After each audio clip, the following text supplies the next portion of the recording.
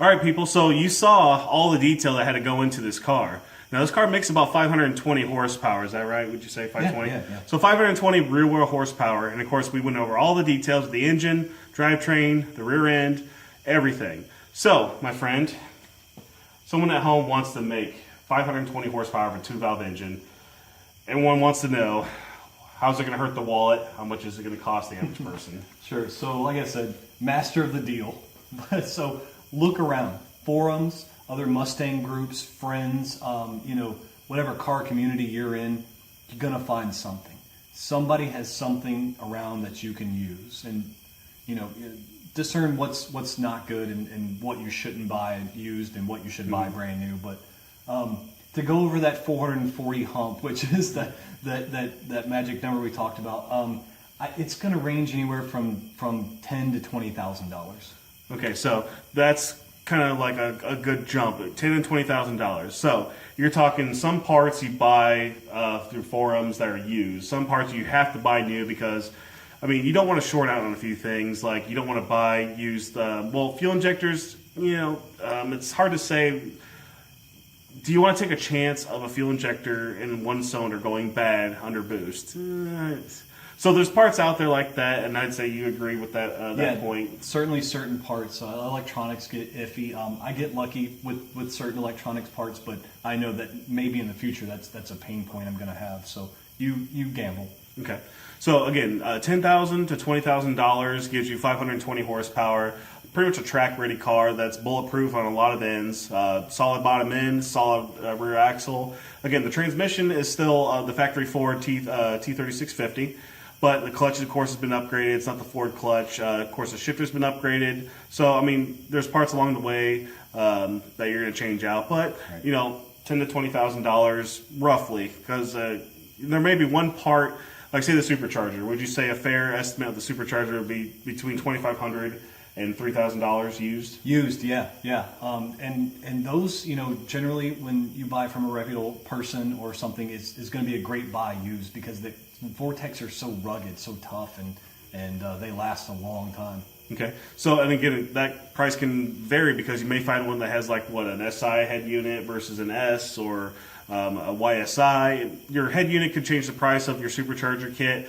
And of course, you may not have to go to a front mount intercooler. That's something that he decided to do, and you may not need to go that route, or you may not want to go that route. So you're going to trade off money here and there based on the parts you go with. It begs to be asked. Okay, so you have a 2003 GT Mustang. You know that you're pretty much maxed out at 440 horsepower, 450.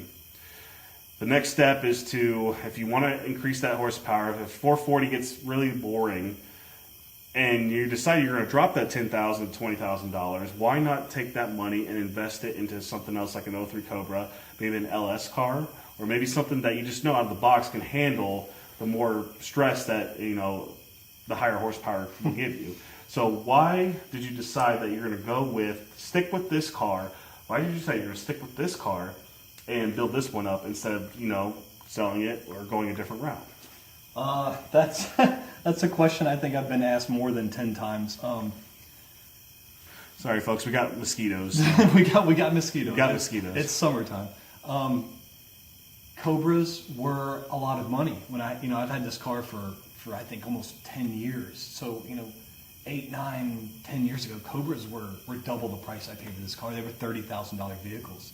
So as it aged and I had the GT and the 2-valve, I think I just wanted to do something that not everyone was doing at that time. A lot of people that you and I know, a lot of people that were just out there in the Mustang world racing them, just bought Cobras. I wanted this, and I've seen this. I've seen the reaction of some guys when they, I've raced them, like, man, what in the world just went by me? Sure. It's just a 2-valve. Yeah, of course. So that's fun. Cobras are expensive too, so it's a lot of it's give and take. It's I wanted something that's a lot of fun, and then I could get in and drive.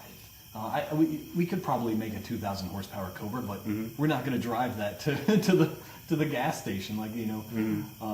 I'm sure there's someone out there that could prove me wrong on that. But your average person like you and I are, the GT is there. Okay. And a lot of people are buying GTs now because they're super inexpensive. That's true.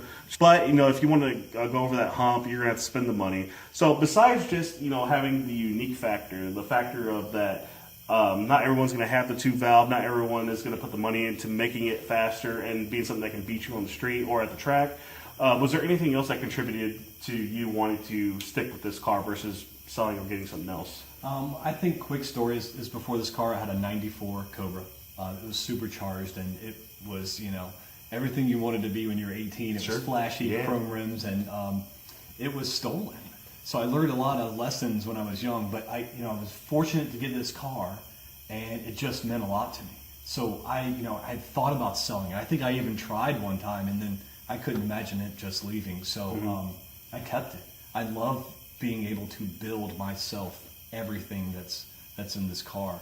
I'd like to do that. Okay, so you have that kind of like experience factor and everything, along with the unique factor, and then a little bit of sentimental value, as I understand. Yeah, is that right? Yeah, Okay. It's cool. So yeah, it hits close to home, which is kind of a cool story. That's kind of why I wanted to share all this information with you guys. There are people that are willing to hold on to what they have and make and build what they have. This car is a pure example of that because, again, we talked about a bunch of different things, and not everyone may have done the exact same thing. That's why I wanted to go over all the details with you. I know this video is getting kind of long, but the last question I have for my good friend here, I think a lot of people fall into this category.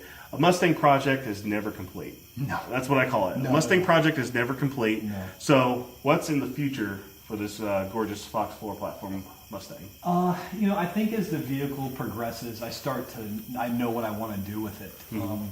And it's gone a little bit away from pure drag race car to, we go cruise. And the suspension of a pure drag race car is hell on the street. It is bouncy. It is. Now, we're not talking about the front struts. Again, the front struts are Bilstein. They're fantastic for the street. I don't think we actually covered it. What's actually in the rear of the car? Oh, yeah. So it's a little mismatched, and that probably is part of the problem. And that might be my word of wisdom is figure out what you want to do with your car before you start doing it. But they're strange 10-way adjustables. So they're very drag race oriented.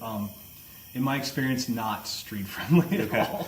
Yeah, so all right, so you would say that the future is more going towards the street ability of the car versus the all-out drag race ability of the car. Yeah, I think having a 10 or 9 second street car is so cool. That is just really cool. And I could build a 10-second junkyard, car and just nitrous till the moon comes. But having a street car that could drive from here to California the next day, get there and run another 10 is absolutely awesome. Okay, what else? So, all right, suspension changes that make it more streetable. A lot of us can fall into that category. We built something that we're just like gung-ho, we're going to go drag race, we're going to go run 11 to 10 seconds all day long, and then we start driving home, it's like, oh, damn it, these roads are shitty. And being in Illinois, we can definitely attest to this. Oh, God. A lot of our major roads do suck. Thank you, Illinois. So, what else are going to be changing in this car? Again, the project's never done, not even power-wise. 520 horsepower is a nice, solid number, especially for this car. But horsepower-wise, what's in the pipeline for this car? Definitely another 100 to 150 horsepower. I want something that almost scares me. Okay. So this winter, in the barn here, we'll be removing the engine from the car to do some pretty some major upgrades. First thing, which I don't have here, definitely in the immediate future, is some of the, like I spoke about, the trick flow 2-valve aftermarket cylinder heads. They've made some drastic designs on how the 2-valve head works and operates, valve orientation, how much they flow. With the addition of those, it's definitely a 4-valve or even an LS motor contender. Sure. Yeah, it's going to be really fun. Okay. This is something that's going to be really cool. These are from Bullet Racing cams. They're cams. They are specifically ground for the trick flow heads. There's several schools of thought, but a lot of people and a little bit of research has said, hey, putting trick flow heads in, you need some cams to match them. So shelled out a little bit of coin for the for something like this. But aftermarket cams are one of the greatest additions when you're hunting horsepower in a 2-valve. Okay, great. And so, again, he's staying supercharged, so that's not going away. Now, are these cams still boost friendly? They are specifically ground for a supercharged trick flow head 2-valve. And this is a custom ground cam, or is this out of the box? There's a well-known guy floating out there who specs these out, okay. And I think this is something he's had in his back pocket for a while. So I told him, hey, I want something that is still street friendly, but I may want to surprise a few people. So. Sure. Okay, so yeah, there you go. Okay, guys. I mean, that. So we spoke about the transmission, which is completely stock, but I know with another 100 or 150 horsepower, the goal of 650 to the rear wheel, that transmission may not hold on for a lot longer. So one piece of the upgrades to that are these billet aluminum shift forks. Something that can bend inside of the 3650s. Yeah, and people may not know exactly what a shift fork is because it's sealed up in your transmission. These are shift forks, people. Look at these. These grab onto the hubs and engage the gear. So this is the 1, 2, and 3, 4 shift fork for a 3650 and a much beefier version. Yeah. There's a lot of upgrades for the transmission that you can do. The 26-line input shaft. So we'll be going to that. SFI-approved bell housing. That's something that becomes necessary when you go and track your car. You need to be, you need to meet the rules and the regulations of the governing body of the track you go, and that's the problem I'm having with this car. Yeah, of course. What's the speed? What's the quarter mile this car is running right now? I believe the best I ran was a very, very low 11-second, but it traps 10-second speed. I think 125 or more miles an hour. So it really scoots. Yeah, it'll sneak up on you, especially the centrifugal blower. But yeah, and I've seen pictures, guys. This car does lift the front tire off the ground. It does. With all the front weight that we removed, we have pictures of the front tires off which the is ground. Pretty cool because, I mean, this is still a street car, guys. I mean, this thing doesn't have a cage. It doesn't have like a crazy tubbed rear end or anything like that. It's got a built rear end, but this thing, it's lift the tires off the ground. It's pretty cool. And last piece we have on the table here. I'm going to pull that up. We spoke about, these aren't the exact ones, but I wanted to show you. So one thing I wanted to do is coilovers in the front. Okay. Bilstein, and these are for strange struts, which I had at one point in time, but just for illustration purposes. These are the coilover sleeves. So we'll be adding some, just like this, a little different diameter for the Bilsteins, to be able to give that little bit of extra ride height that I was looking for. So we'll do that, and then we'll also add some Bilstein shocks to the rear. Okay. So you're ditching the whole drag race suspension setup and going more towards a street / strip setup? I want some more strip. We have some different, folks riding the car, kind of jars them around, so I don't want to. Okay. I want to make it a little more friendly while still going fast. More street friendly. That's what we're more saying. Street friendly. Yeah. Okay. Really cool coming down the pipeline. We're talking about the engine, talking about the engine upgrades. What about Supercharger? Okay, what kind of blower is in it? This is a very small, old school V1S trim. Okay, so a V1S trim. So you're going to be putting different intake cams, cylinder heads. What's going to be pumping the air into those pieces? Well, this summer we went to a T trim. Which was more, but wasn't enough. So we're going to go from the V1 series Vortec to the V7 series, which some people may know as the YSI or the JT trim. So I think probably the JT. It might just see what happens when we get to that point this winter, but it'll be a much bigger blower. Yeah, so something that can really shove some air at the higher RPM range and really make a lot of power. And so, like, building it now to this point, of course, more power is a goal, but is there like a horsepower number you're looking for? Is there a track time you're looking for? After doing all this, what's your end goal? What's your end game with this car? I've always wanted to be well above 600 horsepower. I've ridden in 600 horsepower cars, and when they are at that peak, they just it's exhilarating. So I've always wanted that. I've always wanted to run something lower than a 10.5. I always wanted to run something lower than a 10.99 until I almost ran that. But something mid to low 10 street car, that's a challenge. That's cool. Yeah, and not only the challenge of just doing that in any car that is rated at that horsepower, but doing it in a 2-valve engine is pretty cool. So when people come up to you after you run that pass, and you're like, man, this thing's screaming. You pop the hood, it's like, I see a blower and I see a 2-valve engine. Something's got to give.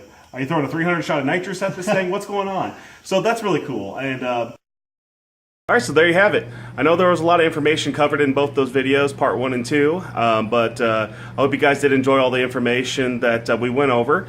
And I'd like to thank my buddy Wes for sharing all this information with me and everyone watching.